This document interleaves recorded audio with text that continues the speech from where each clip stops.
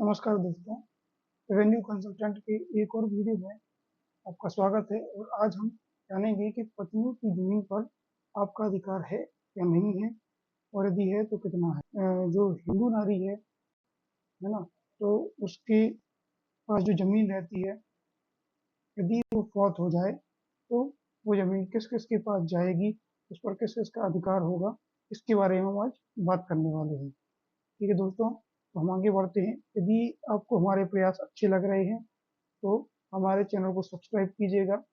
कोई भी कुछ पूछना है तो आप कमेंट कर सकते हैं। यदि आपको वीडियो अच्छा लगा तो आप इसको शेयर भी करें और लाइक ज़रूर करें, ताकि हम मोटिवेट हों और ऐसे ही वीडियो आपके लिए नॉलेजफुल वीडियो लाते रहें। तो चलिए दोस्तों, आगे बढ़ते हैं। तो सबसे पहले दोस्तों देख लेते हैं कि राजस परिवार क्या कहलाता है। राजस परिवार की जो परिभाषा है, उसमें पति पत्नी और उसके नाबालिग बच्चे होते हैं। ठीक है। और एक जो जनरल मिथ है वो ये है कि जो माता पिता की जो अचल संपत्ति होती है उस पर संतान का हक होता है। अब यदि जमीन पत्नी के नाम है तो उस पर परिवार के किन किन सदस्यों का अधिकार होता है, इसके लिए हिंदू उत्तराधिकार नियम की जानकारी होना हमारे लिए आवश्यक हो जाता है। वो भी किस केस में, जब क्या है पत्नी हिंदू धर्म से आती हो। तो अब हम जानेंगे हिंदू उत्तराधिकार नियम क्या है। तो हिंदू उत्तराधिकार अधिनियम 1956 को एक हिंदू कोड बिल के अंतर्गत पारित कई कानूनों में से एक है।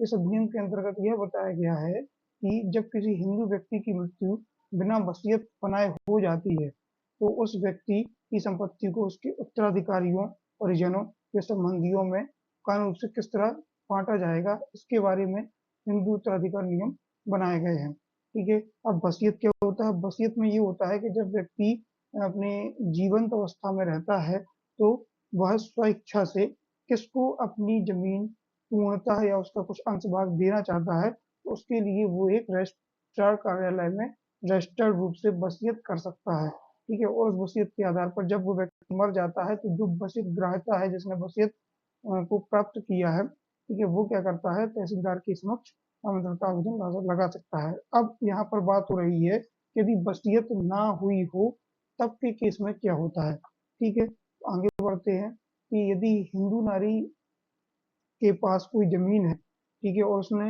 वो बिना वसीयत किए हुए मृत हो जाती है, तो ऐसी स्थिति में जमीन पर उसके वारसानों का वारसानों का हक होगा।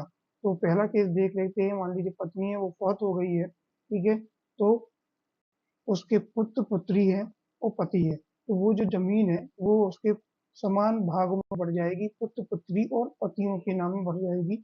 और दूसरा केस इसी में हम देख लेते हैं हल्का सा, कि यदि कोई पुत्र पुत्री उसका फौत हो गया है, ठीक है, और उस फौत हुई पुत्र पुत्री का कोई वारिस है, तो समान रूप से, जैसे मान लीजिए ये यहाँ पे सामने जो आपके केस दिख रहा है, उसमें देखिए पुत्र पुत्री, एक पुत्र या पुत्री कोई एक मान लेते हैं जो कि फौत है, और एक पुत्र जीवित है, एक पुत्री जीवित है और उसका पति भी जीवित है। ठीक है। तो ऐसे केस में पत्नी की जमीन के 4 हिस्से होंगे और एक-एक हिस्सा और पुत्र पुत्री पति को मिलेगा, और जो एक हिस्सा है वो जो फौत हो गया है पुत्र या पुत्री, उसके वारस को मिल जाएगा।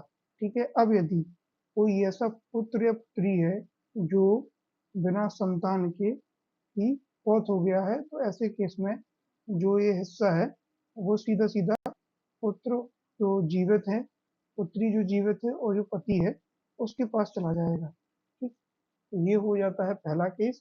दूसरा केस देख लेते हैं। तो दूसरे केस में जो कंडीशन फर्स्ट है, मान लीजिए कोई पत्नी है, उसको कोई जमीन प्राप्त हुई है ससुराल पक्ष से, ठीक है, और वो जो पत्नी है वो फौत हो गई है, मृत हो गई है, साथ ही में उसके ना तो कोई पुत्र है ना ही पुत्री है, और उसका पति भी फौत हो चुका है, मतलब कि पुत्र पुत्री और पति का अभाव है।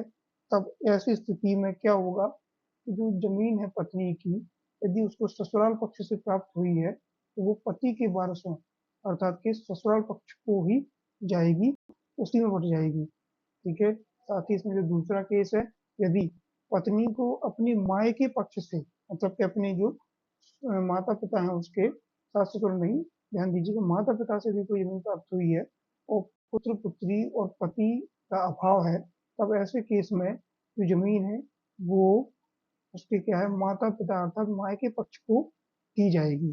ठीक है। तो ये एक टिपिकल कंडीशन थी, इसलिए इसमें वीडियो बनाना जरूरी था कि यदि किसी नारी के पास, हिंदू धर्म की नारी के पास कोई जमीन है और यदि कुछ टिपिकल कंडीशन आती है तो फिर जो जमीन है वो किसके पास जाएगी। और दूसरा बात ये है कि यदि पत्नी के पास जमीन है तो उसमें पुत्र पुत्री और पति का समान रूप से हक होता है।